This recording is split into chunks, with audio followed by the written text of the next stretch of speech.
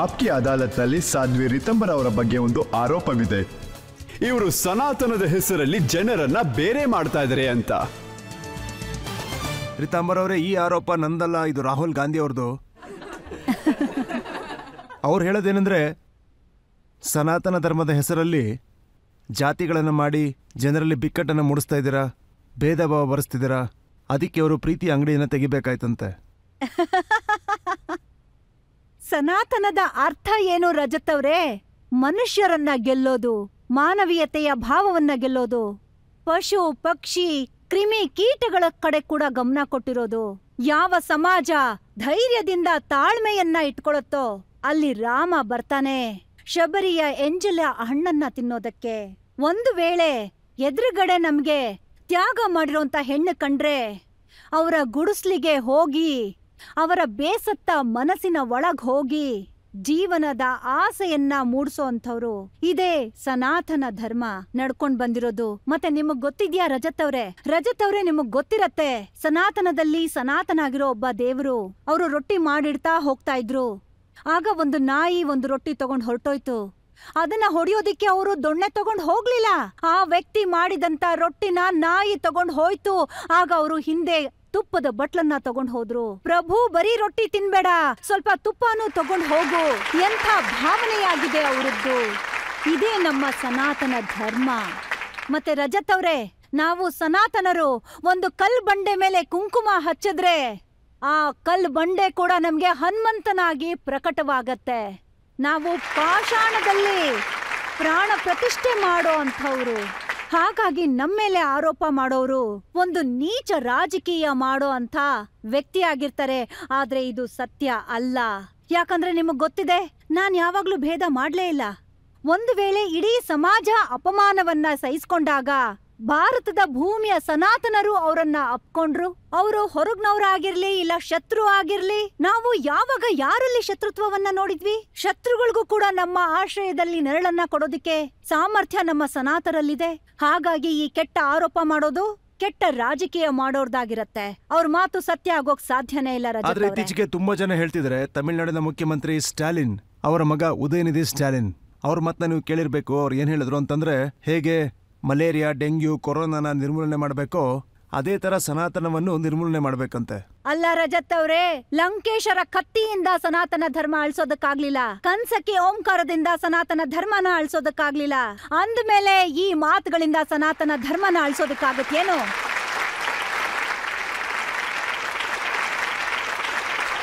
So ಇದು ನಿಜನೇನಾ? ಅಂದ್ರೆ ಸನಾತನದಲ್ಲಿ ಎಷ್ಟೆಷ್ಟೋ ಜಾತಿಗಳಿದಾವೆ, ಅದರಿಂದ ಸಮಾಜದಲ್ಲಿ ಎಷ್ಟೆಷ್ಟೋ ಜಾತಿಗಳಾಗಿ ವಿಂಗಡಿಸಲಾಗಿದೆ ಅಂತ ನನಗ್ ಗೊತ್ತಿದೆ. ನಾವು ನಮ್ಮಲ್ಲೇ ಭಾಗ ಆಗೋದ್ರೆ ಹಿಂದೂ ಚೇತನದ ಬಿಂದು ಗೊಂದಲದಲ್ಲಿ ಬೀಳತ್ತೆ. ವಾಲ್ಮೀಕಿ ಸೀತೆಯನ್ನ ಹೇಗೆ ನಿಭಾಯಿಸ್ತಾನೆ? ರಾಮ ಶಬರಿಯ ಎಂಜಲನ್ನ ಹೇಗ್ ತಿಂತಾನೆ? ಹರಿಜನರೆಲ್ರೂ ಒಂದಾಗಿರೋದನ್ನ ಮುರಿಯೋದಿಕ್ಕೆ ಇವರೆಲ್ರೂ ರೂಪಿಸೋ ಅಂತ ಈ ಸಂಚು, ಖಂಡಿತವಾಗ್ಲೂ ಅದನ್ನ ನಾವು ಧೂಳಲ್ಲಿ ಧೂಳಾಗಿಸ್ತೀವಿ. ಅದು ನಾವು ದೇವಸ್ಥಾನ ಕಟ್ಟೋ ಮುಖಾಂತರ. ಪಬ್ಲಿಕ್ ಇಂದ ನಿಮ್ಗೊಂದು ಪ್ರಶ್ನೆನ ತಗೊಳ್ಳೋಣವಾ? ನನ್ ಪ್ರಶ್ನೆ ಈ ರೀತಿ ಇದೆ, ನೀವು ಸನ್ಯಾಸವನ್ನ ಯಾಕೆ ತಗೊಂಡ್ರಿ? ಮನೆಯನ್ ಯಾಕೆ ಬಿಟ್ರಿ? ಮತ್ತೆ ಸಾಧ್ವಿ ಯಾಕಾದ್ರಿ ಅಂತ. ನಾನು ಸಣ್ಣವಳಾಗಿದ್ದಾಗ ನನ್ನ ಅಕ್ಕಪಕ್ಕ ನಾನು ತುಂಬಾ ವಿಚಾರಗಳನ್ನ ನೋಡ್ದೆ. ನಾನ್ ಅನ್ಕೋತಿದ್ದೆ ಸುಂದರವಾಗಿರೋರು ಅವರು ತುಂಬಾ ಖುಷಿಯಾಗಿರ್ತಾರೆ, ಮತ್ತನ್ನಿಸ್ತಾ ಇತ್ತು ತುಂಬಾ ದುಡ್ಡಿರೋ ಅಂಥವ್ರು ಖುಷಿಯಾಗಿರ್ತಾರೆ. ಆಮೇಲೆ ನಾನ್ ನೋಡ್ದೆ ಯಾರ ಹತ್ರ ಏನಿದ್ಯೋ ಅವ್ರ ಹತ್ರ ಇಲ್ದೇ ಇರೋಂಥದ್ದು ಇದೆ, ಇರೋರಿಗೆ ಇಲ್ದೇ ಇರೋಂಥದ್ದು ಬೇಕಾಗತ್ತೆ. ಆಗ ನಾನ್ ನೋಡ್ದೆ ತಾಯಿಗೆ ವಯಸ್ಸಿಗೆ ಬಂದಿರೋ ಮಗ ಸತ್ ಹೋಗ್ತಾನೆ. ಆಮೇಲೆ ಒಂದ್ ಕಡೆ ನೋಡ್ದೆ ಒಬ್ಬ ಮಹಿಳೆಯನ್ನ, ಅವಳ ಶವನ ಯಾರೋ ಟ್ರೈನ್ ಇಂದ ಹೊರಗೆ ಎಸಿತಾರೆ. ಮತ್ತ ಅವಳು ಹೊಟ್ಟೆ ಸ್ವಲ್ಪ ಊದ್ಕೊಂಡಿತ್ತು, ಅಂದ್ರೆ ಅವಳು ಗರ್ಭವತಿಯಾಗಿದ್ಲು. ಮತ್ತೆ ಇನ್ನೊಂದು ಶವನ ನೋಡ್ದೆ, ಒಂದು ಯಾವ್ದೋ ಒಂದು ಹೆಣ್ಣು ಒಂದು ಎಳೆ ಮಗುನ ಜನ್ಮ ಕೊಟ್ಟು ಮಣ್ಣು ಒಳಗಡೆ ಹಾಕಿ ಮುಚ್ಚಿ ಹಾಕ್ಬಿಡ್ತಾಳೆ. ಅದನ್ನ ನಾಯಿ ಗುಂಡಿ ತೋಡಿ ಅದನ್ನ ಹೊರಗ್ ತೆಗ್ಯತ್ತೆ. ಆಗ ಆ ಎಳೆ ಮಗು ಸಣ್ಣ ದೇಹನ ನಾನ್ ನೋಡ್ದೆ. ಆಗ ನನ್ನ ಎಳೆ ಮನ್ಸಿಗೆ ನೋವಾಯ್ತು. ಮತ್ತೆ ಕುರುಡ್ರು ನಾನಿದ್ದಂತ ಹಳ್ಳಿಗ್ ಬರ್ತಿದ್ರು. ಆಗ ನಾನು ನನ್ನ ತಾಯಿನ ಕೇಳ್ತಿದ್ದೆ, ಈ ಕುರುಡ ಹೆಣ್ಣಿಗೆ ರಕ್ತ ಯಾಕೆ ಸುರಿತಾ ಇದೆ ಅಂತ. ಆಗ ನನಗ್ ಗೊತ್ತಿರ್ಲಿಲ್ಲ ಹೆಣ್ಮಕ್ಳಿಗೆ ತಿಂಗ್ಳಿಗೊಂದ್ಸಲ ಮುಟ್ಟಾಗತ್ತೆ ಇದೆಲ್ಲ. ಅವಳು ಅರ್ಧ ಬೆತ್ತಲೆ ಆಗಿರ್ತಿದ್ಲು, ಮತ್ತೆ ಅವಳ ಕಾಲ್ವರ್ಗೂ ರಕ್ತ ಸುರಿತಾ ಇರ್ತಿತ್ತು. ಆಗ ನಾನು ಅಮ್ಮನ್ನ ಕೇಳ್ತಾ ಇದ್ದೆ, ಅಮ್ಮ ಅವಳಿಗೇನೋ ಗಾಯ ಆಗಿರ್ಬೇಕು. ಆಮೇಲೆ ನನಗ್ ಚಿಂತೆ ಆಗ್ತಿತ್ತು, ಅವಳ ಹತ್ರ ಇರೋ ದುಡ್ಡನ್ನ ಯಾರಾದ್ರೂ ಕಿತ್ಕೊಂಡ್ ಬಿಡ್ತಾರ ಅಂತ. ಆಮೇಲೆ ಸ್ಟೇಷನ್ ಅಲ್ಲಿ ಬೀದಿಯಲ್ಲಿ ಕುರುಡ್ರೆಲ್ಲ ಒಟ್ಟಿಗೆ ಸೇರ್ತಾ ಇದ್ರಲ್ಲ ಭಿಕ್ಷುಕರು, ನಾನ್ ಅಲ್ಲಿಗ್ ಹೋಗಿ ಅವ್ರ ದುಡ್ಡನ್ನ ಎಣ್ಸಿ ಕೊಡ್ತಾ ಇದ್ದೆ. ಆಗ ನನ್ನ ಎಳೆ ಮನ್ಸಲ್ಲಿ ಇದೆಲ್ಲ ಒಂದೊಂದಾಗಿ ತುಂಬ್ತಾ ಹೋಯ್ತು. ಅದ್ರಿಂದ ನನ್ನಲ್ಲೇ ಪ್ರಶ್ನೆ ಉಟ್ಕೋತಾ ಇತ್ತು, ಸುಖವಾಗಿರೋರು ಯಾರು? ಆಗ ನನ್ನ ಪ್ರಶ್ನೆಗೆ ಯಾರು ಉತ್ತರ ಕೊಡ್ತಾ ಇರ್ಲಿಲ್ಲ. ಯಾಕಂದ್ರೆ ನಾನಾಗ ಪ್ರಶ್ನೆ ಕೇಳೋ ಅಂತ ಸ್ಥಿತಿನಲ್ಲಿರ್ಲಿಲ್ಲ. ಆಗ ಒಂದು ಸಮಯ ಬಂದಂತದ್ದೇನಂದ್ರೆ, ನನ್ನಲ್ಲೇ ನನ್ಗೆ ವೈರಾಗ್ಯ ಉಟ್ಕೋತು. ನನ್ಗೊಬ್ರು PT ಟೀಚರ್ ಇದ್ರು, ಅವರು ಮ್ಯಾಗಝಿನ್ ನಡೆಸ್ತಾ ಇದ್ರು. ಅದು ಪ್ರತಿ ತಿಂಗಳು ಕೂಡ ಬರ್ತಾ ಇತ್ತು. ಅದು ನನಗೆ ಸಿಕ್ತು. ಅದನ್ನ ನಾನು ಓದೋದಕ್ ಶುರು ಮಾಡ್ದೆ. ಅದ್ರಲ್ಲಿರೋಂತ ಸಾಕಷ್ಟು ವಿಚಾರಗಳು ನನ್ಗಿಷ್ಟ ಆಗ್ತಾ ಹೋಯ್ತು. ನನ್ನ ಅಣ್ಣನ ಸಾವಾಯ್ತು. ರಾಖಿ ಹಬ್ಬ ಬಂದಾಗ ನನ್ ಮನ್ಸಿಗೆ ಇನ್ನೊಂದಷ್ಟು ವೈರಾಗ್ಯ ಬಂತು. ಆಗ ನನ್ನ ಸುತ್ತ ನಾನೇ ರಕ್ಷೆಯನ್ನ ಕಟ್ಕೊಂಡು, ಆಗ ನನ್ನ ಹತ್ರ 55 ರೂಪಾಯಿ ಇತ್ತು. ಅದನ್ನ ಇಟ್ಕೊಂಡು ನಾನು ಮನೆ ಬಿಟ್ಟೆ. ನೇರವಾಗಿ ಹರಿದ್ವಾರ್ಗ್ ಹೋದೆ. ನನ್ನ ಪ್ರಶ್ನೆಗಳಿಗೆ ಉತ್ತರದ ಹುಡುಕಾಟದಲ್ಲಿ ಸುಖವಾಗಿರೋರು ಯಾರು ಅಂತ. ಆಗ ನನ್ಗೆ ನನ್ನ ಗುರುದೇವ್ರು ಸಿಕ್ಕಿದ್ರು. ಅವ್ರು ನನಗೆ ಹೇಳಿದ್ರು, ಸುಖದ ನಂತರ ದುಃಖ, ದುಃಖದ ನಂತರ ಸುಖ ಆಗತ್ತೆ. ಆದ್ರೆ ನಮ್ಮ ಹುಡುಕಾಟ ಪರಮಾತ್ಮನ ಕಡೆ ಆಗಿರ್ಬೇಕು. ನನಗೆ ನನ್ನ ಗುರುದೇವ ಸಿಕ್ಕಿದ್ರು, ಯುಗ ಪುರುಷ ಸ್ವಾಮಿ ಪರಮಾನಂದ. ಯಾವ ಮಹಿಳೆಯ ಮನಸ್ಸು ಅಷ್ಟು ಕೋಮಲವಾಗಿತ್ತೋ, ಅವರ ಹೃದಯದಲ್ಲಿ ಅಷ್ಟು ವಾತ್ಸಲ್ಯವಿತ್ತೋ, ಅಂಥವರು ಈ ರಾಮಮಂದಿರ ಸಂಘರ್ಷದಲ್ಲಿ ಸೇರ್ಕೊಂಡು ಚಂಡಿ ಅವತಾರ ಹೇಗೆ ತಗೊಂಡ್ರು ಅಂತ. ರಜತ್ ಅವ್ರೆ, ನಿಮಗ್ ಚೆನ್ನಾಗ್ ಗೊತ್ತಿದೆ, ಜಾಸ್ತಿ ಉಜ್ಜೋದ್ರಿಂದ ಚಂದನದಲ್ಲೂ ಬೆಂಕಿ ಬರತ್ತೆ. ನನ್ನ ದೇಶದ ಪರಂಪರೆಗೆ ಎಷ್ಟು ಬೈಗಳ ಸಿಕ್ಕಿದೆ ಅಂದ್ರೆ, ಎಷ್ಟು ಅವಮಾನ ಸಿಕ್ಕಿದೆ ಅಂದ್ರೆ, ನಾವು ನಮ್ಮ ದೇಶದಲ್ಲೇ ಶರಣಾರ್ಥರಾಗಿ ಬದುಕೋದಿಕ್ಕೆ ಅನಿವಾರ್ಯತೆಯನ್ನ ಮಾಡ್ಕೊಟ್ರು. ಮತ್ತೆ ನನ್ನ ಗುರುದೇವ ನನ್ನ ಹೃದಯದಲ್ಲಿ ರಾಷ್ಟ್ರ ಭಕ್ತಿಯ, ಧರ್ಮದ ಪರ ಬಿತ್ತಂತ ಬೀಜ. ರಜತ್ ಅವ್ರೆ, ಅವರು ಸಾಯಂಕಾಲದ ಸಂಘದ ಜಲಕ್ಕನ್ನ ತೋರ್ಸಿದ್ರು. ಮತ್ತವ್ರು ಹೇಳಿದ್ರು, ರಿತಂಬರ, ನೀನು ಆ ದೇವರ ಮಗಳು, ಆದ್ರೆ ಯಾವ್ದೇ ವೇಷ ಹಾಕೊಳ್ದೆ ಸಂತಳ ತರ ರಾಷ್ಟ್ರಕ್ಕೋಸ್ಕರ ತನ ಸಮರ್ಪಣೆ, ಮನ ಸಮರ್ಪಣೆ, ನಿನ್ನ ಇಡೀ ಜೀವನನೇ ಸಮರ್ಪಣೆ ಮಾಡು. ಮತ್ತೆ ರಜತ್ ಅವ್ರೆ, ನಾನು ಒಂದ್ ಮಾತು ಹೇಳ್ಬಲ್ಲೆ, ನನ್ಗೆ ಪ್ರೇರಣೆ ಅಲ್ಲ, ವೇದನೆ ಸಿಕ್ತು. ನನ್ನ ದೇಶದ ನೋವು ನನ್ನ ಹೃದಯದಲ್ಲಿ ಹಿಮಾಲಯ ಆಗೋಯ್ತು. ಆಮೇಲೆ ನನ್ಗನ್ನಿಸ್ತು, ಈ ಹಿಮಾಲಯದಲ್ಲಿ ಸಮಾಧಾನದ ಗಂಗೆ ಹೊರ ಬರ್ಬೇಕು. ಮತ್ತೆ ನನ್ಗೋಸ್ಕರ ಅನ್ನೋದು ಏನು ಇರ್ಲಿಲ್ಲ ರಜತ್ ಅವ್ರೆ. ಸುಖ ದುಃಖದ ಸುಳ್ಳಿನ ಆಸೆ ಇರ್ಲಿಲ್ಲ. ಹುಟ್ಟು ಸಾವು ಕನಸಿನ ತರ. ಅಂದ್ಮೇಲೆ ಸಾವಿಗೆ ಹೆದರೋದ್ಯಾಕೆ? ನಾನೇ ಸ್ವತಃ ಮೃತ್ಯುವಿನ ಮಾರ್ಗದಲ್ಲಿ ಹೋಗ್ಬೇಕು. ಈ ಭಾವದ ಜೊತೆಗೆ ನನ್ಗನ್ನಿಸ್ತು, ನಮ್ಮ ದೇಶದ ಜನತೆಯ ಮನ್ಸಲ್ಲಿ ಸ್ವಾಭಿಮಾನನ ಹುಟ್ಟಾಕ್ಬೇಕು, ಎಲ್ರಲ್ಲೂ ಮೂಡಿಸ್ಬೇಕು, ನಮ್ಮ ಮೂಲ ಪರಂಪರೆಯ ಜೊತೆಗೆ ನಾವಿರ್ಬೇಕು ಅನ್ನೋದನ್ನ.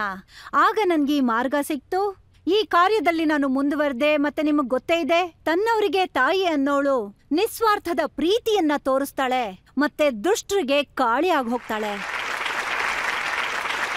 ನನಗಿನ್ನೂ ನೆನಪಿದೆ, ಆ ಸಮಯದಲ್ಲಿ ನಾನು ರಿಪೋರ್ಟರ್ ಆಗಿದ್ದೆ, ನಿಮ್ಮ ಭಾಷಣನ ಕೇಳ್ತಾ ಇದ್ದೆ. ಒಂದೇ ದಿನದಲ್ಲಿ ನೀವು 22 ಕಡೆ ಭಾಷಣಗಳನ್ನ ಕೊಡ್ತಾ ಇದ್ರಿ. ಹೌದು ರಜತ್ ಅವ್ರೆ, ಯಾಕಂದ್ರೆ ನನ್ಗೆ ಆದಷ್ಟು ಹೆಚ್ಚು ಏನ್ ಹೇಳ್ತಾರೆ, ಜಾಗ್ರತೆ ಮೂಡಿಸ್ಬೇಕಾಗಿತ್ತು. ಮತ್ತೆ ನಾನು ಅಯೋಧ್ಯೆಗೆ ಹೋದಾಗ ರಜತ್ ಅವ್ರೆ, ನಾನು ವೇಷ ಬದಲಾಯಿಸ್ಕೊಂಡಿದ್ದೆ. ಈಗ ನಾನು ಅದನ್ನ ತಂದಿಲ್ಲ. ನಾನು ವೇಷ ಬದಲಾಯಿಸ್ಕೊಂಡಾಗ ಹೇಗ್ ಕಾಣಿಸ್ತೀನಿ ಅಂತ ತೋರಿಸ್ಬೋದಾಗಿತ್ತು. ಈಗ ಆಗಲ್ಲ. ನನಗನ್ನಿಸ್ತು, ನಾನು ಅಯೋಧ್ಯೆಗೆ ಹಾಗೆ ಹೋಗೋದಕ್ಕಾಗಲ್ಲ. ಟ್ರೈನಲ್ಲಿ ಎಲ್ರು ಕೂತಿದ್ರು ರಜತ್ ಅವ್ರೆ, ನನ್ನ ಗುರುದೇವ, ಸಂತರು ಎಲ್ರೂ ಇದ್ರು. ನಾನು ಪ್ರಿಂಟೆಡ್ ಸೂಟ್ ಅನ್ನ ಹಾಕೊಂಡಿದ್ದೆ. ಆಗ ಎಲ್ರು ಹೇಳ್ತಾ ಇದ್ರು, ಈ ದೇವಸ್ಥಾನ ಕಟ್ಟೋದೆಲ್ಲ ಏನೂ ಇಲ್ಲ, ಇದೆಲ್ಲ ಬರೀ ರಾಜನೀತಿ ಅಂತ. ಆಗ ನಾನು ಸಿಕ್ಕಾಕೊಳ್ಬಾರ್ದು, ಪೊಲೀಸರು ನನ್ನ ಹಿಡಿಬಾರ್ದು ಅಂತ ನಾನು ದೇವಸ್ಥಾನದ ವಿರುದ್ಧನೇ ಮಾತಾಡ್ತಾ ಇದ್ದೆ. ಇದೆಲ್ಲ ಪೊಲಿಟಿಕ್ಸು, ದೇವಸ್ಥಾನ ಕಟ್ಟೋಕ್ ಸಾಧ್ಯನೇ ಇಲ್ಲ ಅಂತ. ಆಗ ನನ್ ಹಿಂದೆ ಒಬ್ಬ ವ್ಯಕ್ತಿ ಎದ್ದು ನಿಂತ್ಕೊಂಡು ನನ್ ಮುಂದೆ ಬಂದು, ಇದು ನಾನ್ ಟ್ರೈನ್ ವಿಚಾರ ಹೇಳ್ತಿರೋದು. ಆಗ ಅವರು, ನೀವ್ ಹಿಂದೂ ಹೆಣ್ಮಗಳ ಅಂತ ಕೇಳಿದ್ರು. ಆಗ ನಾನು ಅನುಮಾನನ ಅಂತ ಕೇಳ್ದೆ.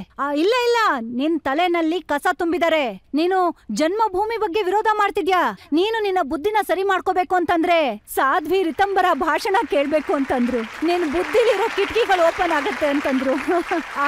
ಆಗ ನೀವು ಯೋಚನೆ ಮಾಡ್ಬೋದು ನನ್ನ ಹೃದಯದಲ್ಲಿ ಹೇಗಾಯ್ತು ಅನ್ನೋದು. ಆದ್ರೆ ಅದಾದ್ಮೇಲೆ ಏನಾಯ್ತು ಅಂದ್ರೆ, ಆ ಸ್ಟೇಷನ್ ಇಂದ ಸುರಕ್ಷಿತವಾಗಿ ಹೊರಗ್ ಹೋದೆ. ಪೊಲೀಸರು ನನ್ನ ಹಿಡಿಲಿಲ್ಲ.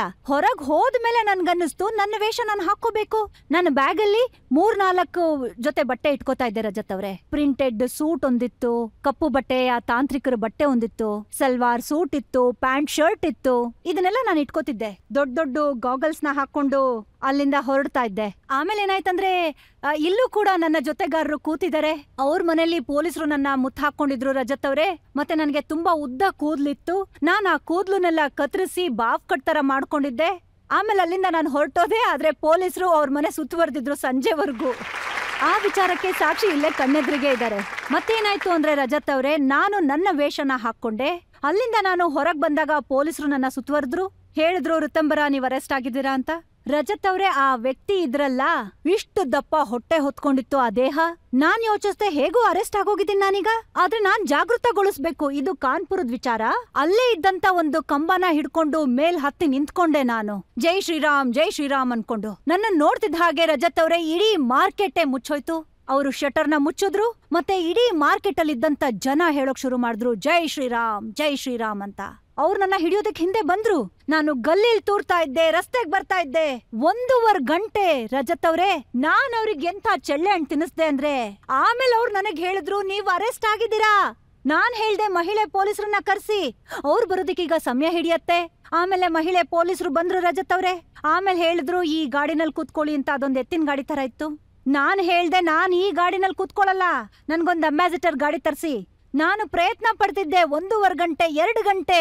ಪೊಲೀಸರಿಗೆ ಚಳ್ಳೆ ಹಣ್ಣು ತಿನ್ಸಿ ರಜತ್ ಅವ್ರೆ ಜಾಗೃತಗೊಳಿಸ್ದೆ.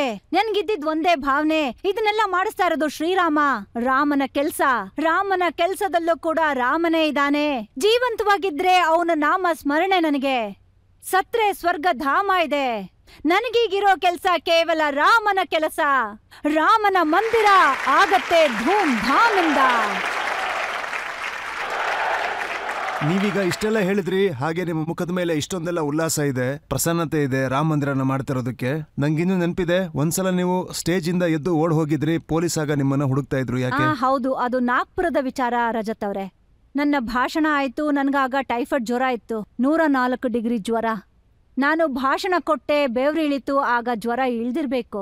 ಆದ್ರೆ ಕಾರ್ಯಕರ್ತರು ಹೇಳಿದ್ರು, ಸಾಧ್ವಿ, ನಿಮ್ಮನ್ನ ಅರೆಸ್ಟ್ ಮಾಡೋದಕ್ಕೆ ತಯಾರಿ ನಡೀತಾ ಇದೆ. ನಾನು ಆ ವೇದಿಕೆಯಿಂದ ಧುಮುಕ್ಬಿಟ್ಟೆ. ನನ್ನ ಜೊತೆ ನನ್ನ ಗುರು ತಂಗಿ ಇದ್ರು. ಅವ್ರ ಹೆಸರು ಸಾಕ್ಷಿ ಚೇತನ ಅಂತ. ಅವರು ಲಕ್ಷ್ಮಣ ಆದ್ರೆ ನಾನು ರಾಮ. ಆಮೇಲೆ ಏನಾಯ್ತು ಅಂದ್ರೆ, ನಾವೊಂದು ಫ್ಯಾಕ್ಟ್ರಿನಲ್ಲಿ ಬಚ್ಚಿಟ್ಕೊಂಡ್ವಿ. ಅದು ಮರಗೆಲ್ಸ ನಡೆಯತ್ತಲ್ಲ ಅಂಥ ಜಾಗ ಅದು. ಉಬ್ಬಲಿನ ಚೀಲಗಳ ಮಧ್ಯೆ ಚಳಿಗಾಲದಲ್ಲಿ ರಜತ್ ಅವ್ರೆ, ಇಡೀ ರಾತ್ರಿ ನಾನು ಮತ್ತೆ ಸಾಕ್ಷಿ ಅವರಲ್ಲಿ ಕೂತಿದ್ವಿ. ಆಮೇಲೆ ಬೆಳಗಿನ ಜಾವ 3:30 ಗಂಟೆಗೆ ನಾನು ಹೊರಟೆ. ನಾನು ನಾಗ್ಪುರ್ ಸ್ಟೇಷನ್ಗೆ ಹೋಗ್ಲಿಲ್ಲ, ಪಕ್ಕದಲ್ಲೇ ಇದ್ದಂತ ಒಂದು ಸಣ್ಣ ಸ್ಟೇಷನ್ಗೆ ಹೋಗಿ ಅಲ್ಲಿ ರಜತ್ ಅವ್ರೆ ನಾವು ಟ್ರೈನನ್ನ ಹಿಡಿದ್ವಿ. ಆಮೇಲೆ ನಾವು ಅಲ್ಲಿಂದ ಒಂದು ಎಕ್ಸ್ಪ್ರೆಸ್ ಟ್ರೈನನ್ನ ಹತ್ತಿ ಒಂದು ಮಹಿಳಾ ಡಬ್ಬದಲ್ಲಿ ನಾನು ನನ್ನ ವೇಷನ ಬದಲಾಯಿಸ್ಕೊಂಡಿದ್ದೆ. ಇಷ್ಟು ದೊಡ್ಡ ಪ್ರಯಾಣದಲ್ಲಿ ನಾವು ವಾಶ್ರೂಮ್ಗೆ ಹೋಗ್ಲೇಬೇಕಲ್ವಾ? ವಾಶ್ರೂಮ್ ಇಂದ ಆಚೆ ಬರ್ತಿದ್ ಹಾಗೆ ಹಿಂದೆಯಿಂದ ಯಾರೋ ಅಂತಾರೆ, ಸಾಧ್ವಿ ಅವ್ರೇ. ನನ್ಗಾಗ ತುಂಬಾ ಭಯ ಆಯ್ತು, ಯಾರೋ ನನ್ನ ಗುರ್ತಿಡ್ಬಿಟ್ರು ಅಂತ. ಆಗ ಮತ್ತೆ ನಾನು ಆ ಮಹಿಳೆಯರ ವಾಶ್ರೂಮ್ಗೆ ಹೋದೆ. ಆಮೇಲೆ ಆ ವ್ಯಕ್ತಿ ಪದೇ ಪದೇ ಬಾಗಿಲ್ನ ತಟ್ತಾ ಇದ್ರು. ಅಲ್ಲಿ ನಾನು ಸಾಕ್ಷಿಗೆ ಹೇಳ್ದೆ, ಯಾರೋ ನಮ್ಮನ್ನ ಗುರ್ತಿಡ್ಬಿಟ್ಟಿದ್ದಾರೆ ಅಂತ. ಆಮೇಲೆ ಸಾಕ್ಷಿ ಏನ್ ಮಾಡಿದ್ರು ಅಂದ್ರೆ, ಬಾಗಿಲ್ನ ತೆಗೆದ್ರು. ಕುಡುಕ್ ನನ್ ಮಗ್ನೆ, ನಾಚಿಕೆ ಆಗಲ್ವಾ, ಹುಡ್ಗಿರ್ನ ಚುಡಾಯಿಸ್ತ್ಯಾ ಹಾಗಂತ ಹೇಳಿ ಅವರು ಬಾಗಿಲ್ನ ಹಾಕ್ಬಿಟ್ರು ರಜತ್ ಅವ್ರೆ. ನಿಮ್ಗೊಂದ್ ವಿಷಯ ಗೊತ್ತಾ? ನಮ್ಮನ್ನ ಗುರ್ತಿಡ್ದಂತ ಆ ವ್ಯಕ್ತಿ ನಮಗೆ ಒಂದು ವೇದಿಕೆನಲ್ಲಿ ನಮ್ಗೆ ಆ ವ್ಯಕ್ತಿ ಸಿಕ್ಕಿದ್ರು. ಅವ್ರು ಯಾರು ಅಂತ ಗೊತ್ತಾ ನಿಮ್ಗೆ? ಅವರು ಆದರಣೀಯ ವಿಜಯ ರಾಜೇಂದ್ರ ಸೇಂಧಿಯಾ ಅವರ ಯಾರೋ ಸೆಕ್ರೆಟರಿಯ ವ್ಯಕ್ತಿ ಆಗಿದ್ರು ಅಂತ ಅನ್ಸತ್ತೆ. ಆಗ ಅವ್ರು ಹೇಳಿದ್ರು, ಸಾಧ್ವಿ ಅವರೇ, ನೀವಾವತ್ತು ವೇಷ ಬದಲಾಯಿಸೋದನ್ನ ನಾನ್ ನೋಡಿದ್ದೆ. ಆಗ ನಾನ್ ಅನ್ಕೊಂಡೆ ನಿಮ್ಗೇನಾದ್ರೂ ಸಹಾಯ ಮಾಡ್ಬೋದು ನನ್ ಕೈಲಾಗಿದ್ದನ್ನ. ಆಗ ನಾನ್ ಹೇಳ್ದೆ, ನೀವು ಅಷ್ಟು ಜೋರಾಗಿ ನನ್ನ ಕರೆದ್ರಿ ಸಾಧ್ವಿ ಅವರೇ ಅಂತ. ಅದಕ್ಕೆ ಹೇಳಿದ್ರು, ಹೌದು, ನನ್ನಿಂದ ತಪ್ಪಾಗೋಯ್ತು. ಆಮೇಲೆ ಅವ್ರು ಹೇಳಿದ್ರು, ಸಾಧ್ವಿ ಅವರೇ, ನಿಮ್ಮ ಪಕ್ಕದಲ್ಲಿದ್ರಲ್ಲ ಇನ್ನೊಬ್ರು ಆ ಗುರುಬಂಧು, ಅವರು ತುಂಬಾ ಒರಟು ಅಂತ ಅಂದ್ರು. ನನ್ನನ್ನೇ ಕುಡ್ಕ ಅಂದ್ಬಿಟ್ರು ಅಂದ್ರು. ಆಗ ನಾನ್ ಹೇಳ್ದೆ, ಆ ನಾಟಕ ಮಾಡೋದು ಅಗತ್ಯ ಆಗಿತ್ತು ಅಣ್ಣ, ಯಾಕಂದ್ರೆ ಆ ಸಮಯನೇ ಆಗಿತ್ತು. ಮತ್ತೆ ನೀವ್ ನೋಡಿ ರಜತ್ ಅವ್ರೆ, ನನ್ನ ಜೀವನದ ಘಟನೆಗಳು ಹೇಗಿದೆ ಅಂತಂದ್ರೆ, ನನಗೆ ಸಂಕಟಗಳು ಇತ್ತು, ದುಃಖನೂ ಇತ್ತು. ಆದ್ರೆ ನಾವು ಪ್ರತಿ ಸಲನೂ ಕಲ್ಲನ್ನು ಕೂಡ ಹೂವು ಅಂತ ಅನ್ಕೊಂಡ್ವಿ ರಜತ್ ಅವ್ರೆ. ನನ್ನ ಗುರುದೇವನ ಪಾಠನೇ ಇದಾಗಿತ್ತು. ಅದು ಪ್ರಪಂಚದಲ್ಲಿ ದ್ವೇಷದ ಹೋಲಿ ನಡೆದ್ರೆ ಆಗ ನಾವದನ್ನ ತಡಿಲೇಬೇಕಾಗತ್ತೆ. ರಜತ್ ಅವ್ರೆ, ನೀವ್ ನೋಡಿ, ನಾನು ಯಾವ್ದೋ ವಿದೇಶದ ಭೂಮಿ ಮೇಲಿದ್ರೆ ಕಳ್ಳರನ್ನ ಹೇಗ್ ಹುಡುಕ್ತಾರೋ ಹಾಗ್ ಹುಡುಕ್ತಾರೆ ನನ್ನನ್ನ, ಗೊತ್ತಾ ನಿಮ್ಗೆ ರಜತ್ ಅವ್ರೆ? ನಾನು 9-10 ಗಂಟೆ ಏರ್ಪೋರ್ಟ್ ಅಲ್ಲಿ ಕೂತು ಈ ನೋವನ್ನ ನಾನು ಸಹಿಸ್ಕೊಂಡಿದ್ದೀನಿ ರಜತ್ ಅವ್ರೆ. ಆದ್ರೆ ನನ್ನ ಗುರುದೇವ ಹೇಳಿದ್ರು, ಈ ಪ್ರಪಂಚದಲ್ಲಿ ದ್ವೇಷ ಅನ್ನೋ ಹೋಲಿ ನಡೆದ್ರೆ ಆಗ ನಾವು ಗಟ್ಟಿ ಆಗ್ಲೇಬೇಕಾಗತ್ತೆ. ಗೊತ್ತಿದ್ಯಾ ನಿನ್ಗೆ ಸುಳ್ಳು ಎಲ್ಲಿವರೆಗೂ ಬದುಕೋಕ್ ಸಾಧ್ಯ ಅಂತ? ಸತ್ಯದ ಆಧಾರದ ಮೇಲೆ ಎಲ್ಲಿವರೆಗೂ ಇರ್ತೀವೋ, ಸತ್ಯನ ನಾಶ ಮಾಡೋದಕ್ಕೆ ಈಗ ಬಂದಿದ್ದಾರೆ. ಯೋಚಿಸಿ ಇದ್ರ ಒಳ್ಳೆತನ ಎಲ್ಲಿರತ್ತೆ ಅಂತ. ಅನ್ಯಾಯದ ಮಟ್ಟ ಈಗ ಪೂರ್ತಿಯಾಗಿದೆ. ಈಗ ಅವರು ಅಭಿಮಾನನ ಕಳ್ಕೊಳ್ಳೇಬೇಕು. ಹಗಲು ರಾತ್ರಿ ನಾವು ಹೋರಾಟ ಮಾಡ್ಲೇಬೇಕಾಗತ್ತೆ. ಒಳ್ಳೆಯವ್ರ ಹಿಂದೆ ಕೆಟ್ಟವರು ಬೀಳ್ತಾನೆ ಇರ್ತಾರೆ.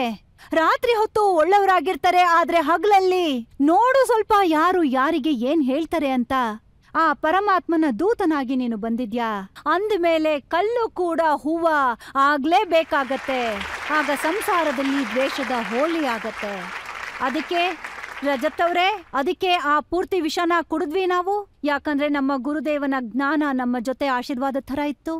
ನಿಮಗ್ ನೆನ್ಪಿರ್ಬೇಕು, ಬೇಲ್ಹಳ್ಳಿನಲ್ಲಿ ನನ್ನ ಗಾಡಿನ ಸುತ್ತುವರೆದಿದ್ರು. ಪೊಲೀಸರು ಬೇಕು ಅಂತಾನೆ ನನ್ನ ಗಾಡಿನ ಎಂಥ ಜಾಗದಲ್ಲಿ ಹಾಕಿದ್ರು ಅಂತಂದ್ರೆ ಅಲ್ಲಿ ಸ್ವಯಂ ಪೊಲೀಸರೇ ಮಾಯ ಆಗೋದ್ರು. ಆ ಗಾಡಿ ಮೇಲೆ ಅಟ್ಯಾಕ್ ಆಯ್ತು ರಜತ್ ಅವ್ರೆ. ನನ್ನ ಈ ಮೂಳೆ ಮುರ್ದೋಗಿತ್ತು, ಈ ಕಾಲರ್ ಬೋನ್ ಮುರ್ದೋಗಿತ್ತು ರಜತ್ ಅವ್ರೆ. ಮತ್ತೆ ಇಲ್ಲಿ ಈ ಜಾಗದಲ್ಲಿ ನನ್ನ ಗುರು ಅಣ್ಣ ಒಬ್ರು ನನ್ ಜೊತೆಗಿದ್ರು. ಅವರು ನನ್ನ ಹಿಡ್ಕೊಂಡು ಗಾಡಿಯ ಕೆಳಗೆ ಸೀಟ್ ಕೆಳಗಡೆ ತಳ್ಬಿಟ್ರು ನನ್ನ. ಆಗ ನನ್ನ ಪ್ರಾಣ ಉಳಿತು. ಆ ನನ್ನ ಗಾಡಿಯ ಕಿಟಕಿಯ ಗಾಜೆಲ್ಲ ಒಡಿತಲ್ಲ, ಅದೆಲ್ಲ ನನ್ ಕಣ್ಣಿಗೆ ಹೋಗಿತ್ತು. ಅವತ್ತಿನ ರಾತ್ರಿ ಎಷ್ಟು ಕೆಟ್ಟದಾಗಿತ್ತು ಅಂದ್ರೆ ರಜತ್ ಅವ್ರೆ, ಅಲ್ಲಿ ಎಲ್ಲೂ ಕೂಡ ಡ್ರೈವರ್ ಬುದ್ಧಿವಂತ. ಹಾಗಾಗಿ ಅಲ್ಲೊಂದು ಬಂಡೆ ಇತ್ತು, ಆ ಬಂಡೆ ಹಿಂದೆ ಗಾಡಿನ ನಿಲ್ಸೋಂತ ಪ್ರಯತ್ನ ಮಾಡ್ತಾ. ಆ ರಾತ್ರಿ ಎಷ್ಟು ಕೆಟ್ಟದಾಗಿತ್ತು ರಜತ್ ಅವ್ರೆ. ಇಡೀ ಸುತ್ತ ಕಾಡು ಕಾಡು ಕಾಡು, ಎಲ್ ನೋಡಿದ್ರು ಕತ್ಲು. ಶಾಂತಿ ದೂತ ಅಂತ ಯಾರಿಗ್ ಹೇಳ್ತಾರೆ ಅವರ ಜೋಳಿಗೆ ಎಲ್ಲಾ ಕಡೆ. ನನಗೆ ಫಸ್ಟ್ ಏಡ್ ಸಿಗ್ತಾ ಇರ್ಲಿಲ್ಲ, ದೇಹ ತುಂಬಾ ರಕ್ತ ಸುರಿತಾ ಇತ್ತು. ನಾನು ಈ ಎಲ್ಲಾ ವ್ಯವಸ್ಥೆಗಳಿಂದ, ನಿಮಗ್ ಗೊತ್ತಿದೆ ಆ ರಾಮನ ಸಹಾಯ ಯಾರಿಗ್ ಬೇಕು. ಅವನು ಸಹಾಯಕ ರಘುನಾಥ ಯಾರ ಮನ್ಸಲ್ಲಿರ್ತಾನೋ ಅವ್ರನ್ನ ಹಾಳ್ ಮಾಡೋಕ್ ಯಾರ ಕೈಯಲ್ಲಿ ಸಾಧ್ಯ. ಆದ್ರೆ ರಜತ್ ಅವ್ರೇ, ಆಗಿದ್ದ ಗಾಯಗಳಿಂದ ನನಗೆ ಅಷ್ಟು ನೋವಾಗ್ಲಿಲ್ಲ.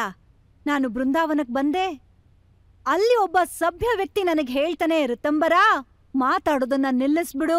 ನಿನ್ನ ಮೇಲೆ ಯಾರು ಅಟ್ಯಾಕ್ ಮಾಡಿದ್ರೋ, ನಿನ್ನನ್ನ ಯಾರು ಸಾಯಿಸೋದಕ್ಕೆ ಪ್ರಯತ್ನ ಪಟ್ರೋ, ಅವನು ಭಗವಂತನ ದೂತನಾಗಿದ್ದ. ನೀನ್ ಮಾತಾಡೋದನ್ನ ನಿಲ್ಲಿಸ್ಬಿಡು. ದುಃಖ ಯಾಕಾಗತ್ತೆ ಗೊತ್ತಾ ರಜತ್ ಅವ್ರೆ? ನೀವು ನಿಮ್ಮ ಪರಂಪರೆಗೆ ಮಾನ್ಯತೆಗೋಸ್ಕರ, ನೀವು ನಿಮ್ಮ ಧರ್ಮ ನಿಮ್ಮ ದೇಶಕ್ಕೋಸ್ಕರ ಒಂದ್ ವೇಳೆ ಸತ್ಯ ಹೇಳಿದ್ರೆ ಹೇಳೋ ಮಾತನ್ನ ಬಿಟ್ಬಿಡಿ. ಅದನ್ನ ಸಹಿಸ್ಕೊಳ್ಳೋದಕ್ಕೂ ಅವರಲ್ಲಿ ಅಸ್ತಿತ್ವ ಇರೋದಿಲ್ಲ. ಹಾಗಾಗಿ ದೇಹಕ್ಕಾಗೋ ಗಾಯಗಳಿಂದ ನೋವಾಗಲ್ಲ ರಜತ್ ಅವ್ರೆ. ಆದ್ರೆ ಈ ತರ ಸಣ್ಣದಾಗಿ ಯೋಚನೆ ಮಾಡುವಂತ ಸಣ್ಣ ಜನಗಳ ಮಾತು, ಅದಕ್ಕೆ ನಾನ್ ಹೇಳ್ದೆ, ಈ ಶರೀರನೇ ಅದೊಂದಿನ ಹೊರಟೋಗತ್ತೆ. ನನ್ನ ಗುರುದೇವ ಹೇಳ್ತಾರೆ, ಋತಂಬರ ಈ ಕಾಯೆ ಮಾಯೆಯಲ್ಲಿ ಮುಚ್ಚೋಗತ್ತೆ, ಆದ್ರೆ ರಾಮನ ಸತ್ಯ ಶಾಶ್ವತ. ಅವನ ಪಕ್ಷದಲ್ಲಿ ಯಾವಾಗ್ಲೂ ನಾವು ನಿಲ್ಬೇಕಾಗತ್ತೆ. ಈ ದೇಶದಲ್ಲಿ ಈ ತರ ಹೋರಾಟ ನಡೀತಾನೆ ಇದೆ ರಜತ್ ಅವ್ರೆ. ರಾಮ ಜನ್ಮಭೂಮಿಯ ಆಂದೋಲನ ಕೇವಲ ಮಂದಿರ ನಿರ್ಮಾಣದ ವಿಚಾರ ಅಲ್ಲ. ಯಾಕಂದ್ರೆ ಅವರು ವೈಚಾರಿಕ ಆಕ್ರಮಣನ ಮಾಡಿ ನನ್ನ ಸಂತಾನದ ಸಂಸ್ಕಾರನ ಹಾಳು ಮಾಡಿದ್ರು. ನನ್ನ ಸಂತಾನಕ್ಕೆ ಈ ವಿಚಾರ ಗೊತ್ತಿದ್ರೆ ನನ್ನ ಹಿಂದಿನ ಪೀಳಿಗೆ ಮೂರು ಪೀಳಿಗೆ ಲೂಸರ್ ಆಗಿದ್ದಾರೆ, ಕೆಟ್ಟು ಪದಗಳನ್ನ ಕೇಳಿದ್ದಾರೆ. ಅವರು ಆರಾಮಾಗಿದ್ರು, ಅವರಂತೂ ಶ್ರೀಮಂತರಾಗಿದ್ರು. ಆದ್ರೂ ಕೂಡ ನಮ್ಮ ಉದ್ದೇಶದ ಮುಂದೆ ನಾವು ಸಿಂಗರನ್ನು ಕೂಡ, ಸಿಂಗ್ಗಡನ ಮರ್ಯಾದೆನ ಕಾಪಾಡಿದ್ವಿ ರಜತ್ ಅವ್ರೆ. ಮೇವಾಡಿ ಮತವಾಲೆ ಅವರು ಜೀವನ ಪೂರ್ತಿ ಸಂಘರ್ಷಗಳಿಂದ ಒದ್ದಾಡಿದ್ದಾರೆ. ಅದಕ್ಕೆ ನಾನು ತೀರ್ಮಾನ ಮಾಡ್ಕೊಂಡೆ, ಹಾಡ್ತೀನಿ ನಾನು. ವೀರ ಪ್ರತಾಪರ, ಶಿವರಾಜರ 22 ಅಲ್ಲ ರಜತ್ ಅವ್ರೆ, ದಿನಗಳ ಗಂಟೆ ಹೆಚ್ಚಾಗಿದ್ರೆ ರಜತ್ ಅವ್ರೆ, ನಾನು 44 ಕಡೆ ಭಾಷಣ ಮಾಡ್ತಾ ಇದ್ದೆ ರಜತ್ ಅವ್ರೆ. ಯಾಕಂದ್ರೆ ಹೃದಯದಲ್ಲಿ ಅದೇ ಭಾವನೆ ಇತ್ತು, ನನ್ನ ಭಾರತನ ಭಾರತವಾಗಿಟ್ಕೋಬೇಕು ಅಂತ. ಮತ್ತೆ ರಜತ್ ಅವ್ರೆ, ನಿಮಗ್ ಗೊತ್ತಿದೆ, ರಾಮನಿಲ್ಲದೆ ಆದರ್ಶಗಳ ಅಡಿಪಾಯ ಎಲ್ಲಿದೆ? ರಾಮನಿಲ್ಲದೆ ಈ ಭಾರತ ವರ್ಷ ಎಲ್ಲಿದೆ? ಇಷ್ಟೆಲ್ಲ ಸಂಘರ್ಷ ಇತ್ತು, ಇಷ್ಟೆಲ್ಲ ಸಮಸ್ಯೆಗಳಿದ್ವು. ಸೊ ನಿಮ್ಗೆ ಯಾವತ್ತೂ ಭಯನೇ ಆಗಿಲ್ವಾ? ಹೆದರಿಕೆ ಆಗ್ಲಿಲ್ವಾ? ಎಲ್ಲಿ ಸಿಗಾಕೊಂಡ್ಬಿಡ್ತೀನಿ, ಎಲ್ಲ ಬಿಟ್ಬಿಡೋಣ ಅಂತ? ಇಲ್ಲ ರಜತ್ ಅವ್ರೆ, ಹೇಗಿತ್ತು ಅಂದ್ರೆ ನದಿ ಮುಂದೆ ಒಂದು ದೊಡ್ಡ ಅಲೆ ಬಂದ್ರೆ ಆಗ ನದಿ ನಿಲ್ಲೋದಿಲ್ಲ, ಅದಿನ್ನೂ ವೇಗವಾಗಿ ಮುಂದಕ್ಕೆ ಹೋಗತ್ತೆ. ನನ್ಗೆ ಹೇಗೆ ಅಡೆತಡೆಗಳು ಬರ್ತಿದ್ವೋ ನಾನ್ ಅದನ್ನೆಲ್ಲ ದಾಟ್ಕೊಂಡು ಮುಂದೆ ಹೋಗ್ತಾ ಇದ್ದೆ. ಈ ಅಡೆತಡೆಗಳು ನನ್ನನ್ನ ಜ್ವಾಲಾಮುಖಿಯನ್ನಾಗಿ ಮಾಡ್ಬಿಡ್ತು. ಯಾಕಂದ್ರೆ ಪ್ರತಿಯೊಂದು ನನ್ಗೆ ಚಾಲೆಂಜ್ ಆಗಿತ್ತು ರಜತ್ ಅವ್ರೆ. ನನ್ ಹಿಂದೆ ಎಷ್ಟು ಕತೆಗಳಿದೆ ಅಂತಂದ್ರೆ ನಾನದನ್ನ ಹೇಳೋದಿಕ್ಕೆ ಸಾಧ್ಯನೇ ಇಲ್ಲ. ಹೇಗೆ ಉತ್ತರ ಪ್ರದೇಶದಲ್ಲಿ ನನ್ನ ಬಗ್ಗೆ ಪ್ರತಿಬಂಧನೆ ಆಯ್ತು, ಜನತೆ ಕಾಯ್ತಾ ಇತ್ತು, ಋತಂಬರ ಬರ್ತಾರೆ. ನಾನು ನಿರ್ಧಾರ ಮಾಡ್ಕೋತಿದ್ದೆ, ನಾನ್ ಹೋಗ್ತೀನಿ, ಯಾವ್ದೇ ಕಾರಣದಲ್ಲೂ ನಾನು ಸಭೆನ ಬಿಟ್ಕೊಡೋದಿಲ್ಲ. ಆಗ್ಲೇ ನೀವ್ ನನಗ್ ಹೇಳಿದ್ರಿ ಭಯ ಅನ್ನೋದು. ನಾನೊಂದ್ ಮಾತು ಹೇಳ್ತಾ ಇದ್ದೆ ಯಾವಾಗ್ಲೂ, ನನ್ಗೊಂದ್ ವಿಚಾರ ಹೇಳಿ, ಯಾರಂಥವ್ರು ಇಲ್ಲಿದ್ದಾರೆ ಪ್ರಾಣದ ಮೇಲೆ ಪ್ರೀತಿ ಇಲ್ದೇ ಇರೋರು, ಆದ್ರೆ ಮೊದ್ಲಿಂದನೂ ಪ್ರಪಂಚದೊಂದಿಗೆ ಸಂಪರ್ಕ ಹೊಂದಿದೆ, ಯಾವ ಸಂಘರ್ಷ ಇಲ್ಲದ ಸ್ನೇಹಿತ. ಮೃತ್ಯು ಅಂದ್ರೇನು? ವಸ್ತ್ರ ಬದಲಾಯಿಸೋದು, ಸ್ವಲ್ಪ ಸಮಯದ ವಿಶ್ರಾಂತಿ ಜೊತೆಗಾರರೇ. ಜೀವನ ಒಂದು ಅಖಂಡ ಪರ್ವ, ಸಾಧಾರಣವಾದ ಹಬ್ಬ ಅಲ್ಲ. ಜೀವನ ಮಾಡೋದು ಒಂದು ದೊಡ್ಡ ಕಲೆ. ಆದ್ರೊಂದು ಕಠೋರವಾದ ಸತ್ಯ, ಸಾವಿಗೆ ಹೆದ್ರೋ ಅಂತವನಿಗೆ ಬದುಕೋ ಅಂತ ಅಧಿಕಾರ ಇಲ್ಲ. ನೋಡಿ, ಇವತ್ತು ನೀವು ಇಷ್ಟೊಂದೆಲ್ಲ ಮಾತಾಡಿದ್ರಿ, ಎಷ್ಟೋ ಮಾತುಗಳನ್ನ ಜನರ ಎದುರು ಇವತ್ತು ಮೊದಲ ಬಾರಿಗೆ ಹೇಳಿದ್ರಿ. ಸೊ ಇನ್ನೊಂದು ವಿಷಯದ ಬಗ್ಗೆ ಮೊದಲ ಬಾರಿಗೆ ಹೇಳ್ಬಿಡಿ. ನಿಮ್ಮ ವಿಡಿಯೋ ಒಂದು ತುಂಬಾ ವೈರಲ್ ಆಗ್ತಿದೆ, ಅದರಲ್ಲಿ ನೀವೇನ್ ಹೇಳ್ತಿದ್ದೀರಾ ಹೇಳಿ? ಮುಟ್ಟಿದ್ರೆ ಒಡೆದೋಗುತ್ತೆ ಅಂತ. ಸೊ ಇದು ನಿಮಗೆ ಗೊತ್ತಿತ್ತಾ? ಈ ಪೂರ್ತಿ ಪ್ಲಾನ್ ಮೊದಲೇ ಆಗಿತ್ತಾ ಹೇಗೆ? ರಜತ್ ಅವರೇ, ಯಾವುದೇ ಪ್ಲಾನ್ ಇರ್ಲಿಲ್ಲ. ವಿಧಿಯ ಮುಖಾಂತರ ನಿಶ್ಚಿತವಾದ ಒಂದು ಯೋಜನೆ ಅದು. ಮತ್ತೆ ಅದೊಂದು ಪರಾಭವಿ ಯುಗದ ಪ್ರತೀಕ. ರಜತ್ ಅವ್ರೆ, ಅದ್ ಹೇಗಿತ್ತು ಅಂದ್ರೆ ಅದು ಒಂಥರ ಒಂದು ಯಾರ್ದಾದ್ರೂ ತಂದೆನ ಸಾಯಿಸಿ ಮತ್ ಆ ಶವನ ಮರಕ್ಕೆ ಕಟ್ ಹಾಕಿ ಚಪ್ಲಿನಲ್ಲಿ ಒಡೆಯೋ ತರ ಇತ್ತು. ಅವರು ನಮ್ಮ ಸ್ವಾಭಿಮಾನಕ್ಕೆ ಚಾಲೆಂಜ್ ಅನ್ನ ಮಾಡ್ತಾ ಇದ್ರು. ಮತ್ತೆ ಆ ನೀಚ ವ್ಯಕ್ತಿಗೆ ಉತ್ತರ ಪ್ರದೇಶದ ಸರ್ಕಾರ ನನ್ನ ನಿಸ್ವಾರ್ಥ ಸೇವಕರಿಗೆ ರಕ್ತದಿಂದ ಕೈ ತೊಳ್ಕೊಂಡಿದ್ರು. ಹರಿಯೋ ಅಂತ ನೀರಲ್ಲಿ ರಕ್ತದಿಂದ ಕೆಂಪು ಮಾಡ್ಬಿಟ್ಟಿದ್ರು. ಗೊತ್ತಿಲ್ಲ ಎಷ್ಟು ಕಾರ್ಯಸೇವಕರನ್ನ ಜೀವಂತವಾಗಿ ಅವರನ್ನ ಬೆಂಕಿಗೆ ತಳ್ಬಿಟ್ಟಿದ್ರು. ಜೊತೆಗೆ ಸಂತರ ಎಷ್ಟೋ ಜನ ಎದೆಗೆ ಗುಂಡು ಬಿದ್ದಿತ್ತು ಆ ಒಂದು ಜಾಗದಲ್ಲಿ. ಅದೊಂಥರ ಅಂಥ ಒಂದು ವ್ಯಕ್ತಿಗೆ, ಅವರಿಗೆ ನಮ್ಮ ಭಾರತದ ಮೇಲೆ ಯಾವುದೇ ಒಂಥರ ಸ್ವಾಭಿಮಾನ ಇರ್ಲಿಲ್ಲ. ಆದ್ರೆ ಕೆಲವರನ್ನ ಪ್ರಸನ್ನಗೊಳಿಸೋದಿಕ್ಕೆ, ಆದ್ರೆ ಇದಂತೂ ನಿಶ್ಚಯ ಆಗೋಗಿತ್ತು. ರಾಮ ಮಾಡಿಸ್ತಾ ಇದ್ದಾನೆ, ಇದೆಲ್ಲ ರಾಮನ್ ಕೆಲ್ಸ. ರಾಮನ್ ಮೇಲೆ ನಮಗೆ ನಂಬಿಕೆ ಇತ್ತು. ಅವನ ಭಕ್ತರನ್ನ ಖಂಡಿತ ಈ ಕಳಂಕದಿಂದ ಮುಕ್ತಿಗೊಳಿಸ್ತಾನೆ ಅನ್ನೋದು. ಆಮೇಲೆ ನಿಮ್ಗೆ ಗೊತ್ತೇ ಇದೆ ರಜತ್ ಅವ್ರೆ, ಕೋಟೆಯ ಕಾಲದ ಎದೆಯಲ್ಲಿ ಶತಮಾನಗಳ ಕಾಲ ಉಳಿಯಬಹುದು. ಇದು ಪೀಳಿಗೆಯಿಂದ ಪೀಳಿಗೆಗೆ ತೋರುತ್ತದೆ. ಜೀವನವನ್ನ ಸ್ಪಷ್ಟವಾಗಿ ಅರ್ಥ ಮಾಡ್ಕೊಂಡವ್ರು ಈಗ ಇಷ್ಟು ಕಣ್ಣುಗಳ ಮುಳ್ಳಿದ್ರೆ ಅವ್ರು ನಿಲ್ಲೋದಕ್ ಸಾಧ್ಯನಾ? ನೀವ್ ಹೇಳಿ. ಸುಳ್ಳಿನ ಗೋಡೆ ಯಾವತ್ತೂ ನಿಲ್ಲೋಕ್ ಸಾಧ್ಯ ಇಲ್ಲ. ಸತ್ಯದ ಗೆಲುವು ಖಂಡಿತ ಆಗತ್ತೆ. ಈಗ ಭವ್ಯ ಮಂದಿರ ಆಗಿದೆ. 22 ಜನವರಿಗೆ ನನ್ನ ರಾಮ ಬರ್ತಾ ಇದ್ದಾನೆ. ಚಪ್ಪಾಳೆ ಹೊಡಿರಿ.